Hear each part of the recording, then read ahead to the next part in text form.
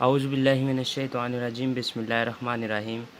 आज की हमारी एक्सरसाइज है एक्सरसाइज 1.6। उसमें क्या चीज़ हमने फाइंड करनी है। उन्होंने कहा है जी, use matrix if possible to solve the following system of linear equations by the matrix inversion method. Number 2 the Cramer rules. उन्होंने कहा जी, लीनियर क्वेश्चंस दी हुई हैं क्वेश्चंस के अंदर, हमने उनको दो तरीक़ों से हल करना है। नंबर 1 मेथड है इन्वर्जन मेथड और नंबर 2 पे है the Cramer rule. Inversion method को इन्वर्स मेथड भी बोला जाता है। वो आप लोगों की मर्ज़ी है, चाहे इन्वर्जन मेथड पढ़ लें चाहे इन्वर्स मेथड पढ़ लें। तो सबसे पहले हम तमाम क्वेश्चंस इन्वर्स मेथड से ही सॉल्व करेंगे, फिर इसके तमाम क्वेश्चंस क्रैमर रूल से करेंगे। तो इन्वर्स मेथड को सॉल्व करने के लिए सिर्फ यही फार्मूला है, ये वाला, x इज़ इक्वल टू ए का इन्वर्स b। एक ये क्वेश्चंस बनेगी इसमें इन्वर्स मेथड में, और दूसरी ये है a का इन्वर्स फाइंड कैसे करना है। a का इन्वर्स फाइंड करने के लिए, a का इन्वर्स की कीमत मालूम करने के लिए हमें अर्जेंट a और a का डिटर्मिनेंट मालूम करना होगा, तब जाके हमारे पास ये दो फार्मूले इन्वर्स मेथड में अप्लाई होने हैं। तो इन्वर्स मेथड के जब आप ये दो फार्मूला को समझ जाएंगे तो तब आप लोग इन्वर्स मेथड आसानी से सॉल्व कर लेंगे। और ये क्वेश्चंस पेपर्स में हर साल लॉन्ग क्वेश्चन इस एक्सरसाइज में से लाजमी आता है, तो तवज्जो से समझना है आप लोगों ने जी। ये हमारे पास क्वेश्चन दिया हुआ है, उन्होंने क्वेश्चन नंबर 1 है, लीनियर क्वेश्चंस दी हुई हैं हमें और हमने इनको सॉल्व करना है। तो सबसे पहले क्वेश्चन नंबर 1 है 2x minus 2y is equal to 4, 3x plus 2y is equal to 6। तो हमने लीनियर क्वेश्चन को मैट्रिक्स फॉर्म में लिखना है। इन द मैट्रिक्स फॉर्म हमने ऊपर लिख देना है ताकि पेपर चेक करने वालों को पता चल जाए कि ये क्या कर रहा है। तो हमने इनको मैट्रिक्स फॉर्म में लिखना है। ये 2 है, यहाँ आ गया, -2 है तो -2 लिख दिया, 3 वैसे यहाँ आ गया, +2 है तो यहाँ 2 आ गया। आगे इसके अंदर ये दो वेरिएबल है, एक x और एक y है, हमने इनको भी मैट्रिक्स फॉर्म में करना है। इनको एक दफ़ा लिख देना है, x और y लिख दिया। आगे इज इक्वल टू की लामत है, लगा दी। नेक्स्ट जी 4 और 6, इनको भी मैट्रिक्स फॉर्म में लिख दिया। आगे हमने इनको नाम दे दिए, लेट a बराबर ये है, x बराबर ये है और b बराबर ये है। तो हम किस मेथड से ये क्वेश्चन हल कर रहे हैं? इन्वर्स मेथड से। तो इसलिए हम a इधर मल्टीप्लाई हो रहा था उधर जाएगा तो क्या हो जाएगा? इन्वर्स हो जाएगा। तो x is equal to a inverse b। इसीलिए मैंने आप लोगों को पहले ही बता दिया है कि यही इक्वेशन के थ्रू नेक्स्ट पूरा इन्वर्स मेथड सॉल्व होना है। तो अब हमने क्या करना है, वेयर, यहाँ हमने तो ए एक्स बी का नाम दे दिया, लेकिन पेपर चेक करने वाले को तो नहीं ना पता कि ए बराबर इसको क्या है, एक्स बराबर इसको क्या है, बी बराबर इसको। वहाँ पे आप लोगों ने एरो हेड शो नहीं करने। तो आपने यहाँ लिख देना है ए इज़ इक्वल टू 2 - 2 3 2, वही वाले ए का नाम दे दिया, इसको एक्स का एक्स वाई आ गया, ये 4 6 और बी का नाम दे दिया। अब हमने इसका डिटर्मिनेंट मालूम करना है। डिटर्मिनेंट क्यों मालूम पहले कर रहे हैं? ताकि हमें पता चल जाए कि क्वेश्चन आगे हल होगा या नहीं होगा। अगर डिटर्मिनेंट हमारे पास 0 आ जाए तो हमने क्वेश्चन को यहाँ ही छोड़ देना है कि क्वेश्चन आगे हल नहीं होगा, इज़ नॉट पॉसिबल। अगर 0 के अलावा कोई भी आ रहा है, प्लस में आ रहा है, माइनस में आ रहा है, तो वो क्वेश्चन आगे हल होगा। तो हमने डिटर्मिनेंट कैसे, ए का डिटर्मिनेंट मालूम करना है। तो डिटर्मिनेंट में ये वाले दोनों 2 2 आपस में, पहले आपने ये चीज़ गौर करनी, डिटर्मिनेंट के लिए ये वाली सिंबल यूज़ होती है, ये वाली लाइन सीधी। तो 2 मल्टीप्लाई 2 हो गया, माइनस की लामत आ गई फार्मूला की। आगे -2 और 3 ये मल्टीप्लाई हो जाएंगे, 3 मल्टीप्लाई -2, तो 2 2 दा 4। माइनस जब आपस में मल्टीप्लाई होते हैं तो प्लस होता है।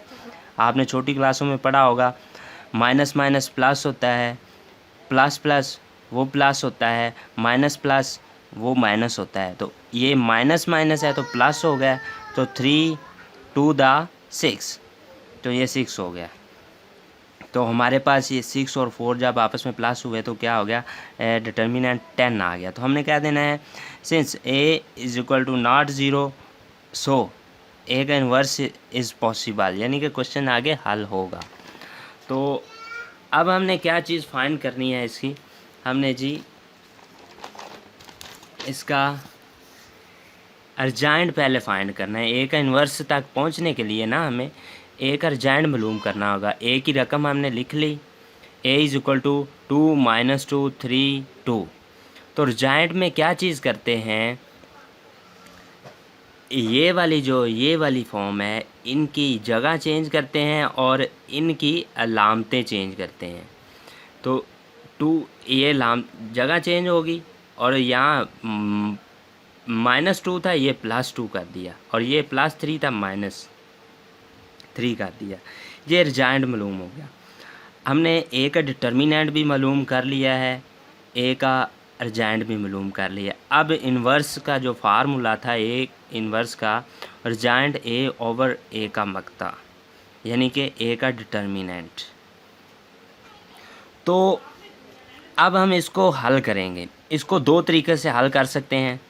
आप इसको 1/10 भी यहाँ लिख सकते हैं या डायरेक्ट इन पर डिवाइड कर सकते हैं।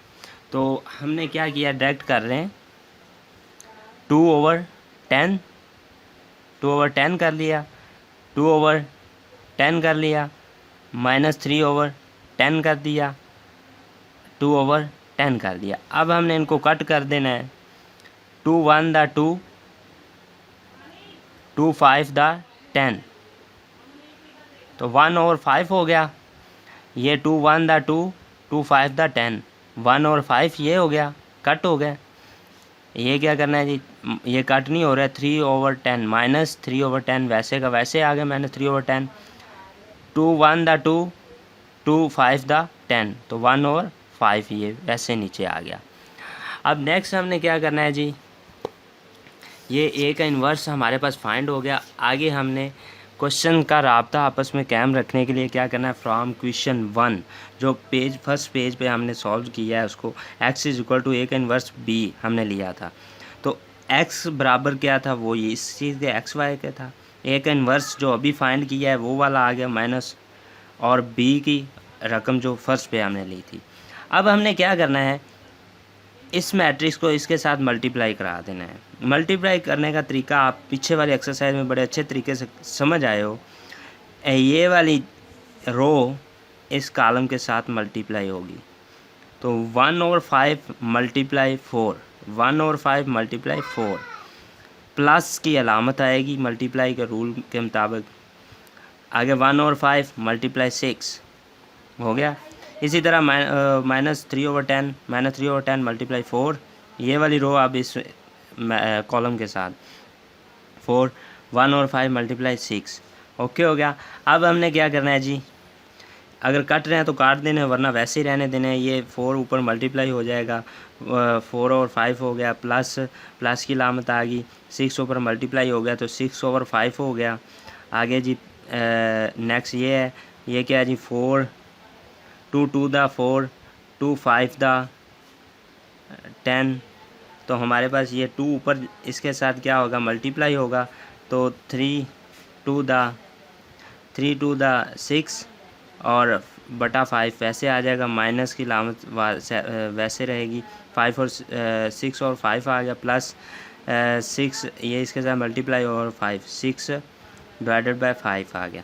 आगे नेक्स्ट जी हमारे पास क्या आ गया, इनका एलसीएम ले लेना है। दरमियान में प्लस की लामतें हैं, दोनों के एलसीएम ले लिया। तो एलसीएम लेने से क्या हो गया जी, 5 इसका एलसीएम आ गया और 4 वैसे का वैसे, प्लस 6 वैसे आ गया, फिर 5 नीचे, फिर इसका एलसीएम लिया 5 आ गया। और नीचे ये 6। एलसीएम आप लोगों को अच्छे तरीके से लेना आता होगा, छोटी क्लासेस में आप पढ़ के हैं एलसीएम किस तरह लिया जाता है। 6 वैसे वैसे जमा माइनस माइनस की लामत आ गई और ये 6 आ गया। नेक्स्ट जी क्या करना है हमने, ये x और y वैसे का वैसे नीचे आ रहा है साथ में, तो हमने इसको वैसे ही चलाते जाना है। ये 4 और 6 आपस में प्लस हो गया, 10 हो गया, और 5 वैसे आ गया। 10 और 5, 6 में से 6 गया 0 आ गया, 0 ओवर 5 होना था तो 0 जिसके साथ डिवाइड होती है उसे 0 कर देती है, तो 5 और 10 ये क्या हो गया जी, 5 1 द 5, 5 2 द 10, तो हमारे पास 2 आ गया, 2 ओवर 0 आ गया। तो हमने क्या देना है जी, 100 x को हमने बराबर 2 के ले लेना है और y को बराबर 0 के ले लेना है, तो हमने क्या देना है जी, 100 x is equal to 2, y is equal to 0। तो ये हमारा क्वेश्चन नंबर 1 कंप्लीट हो गया।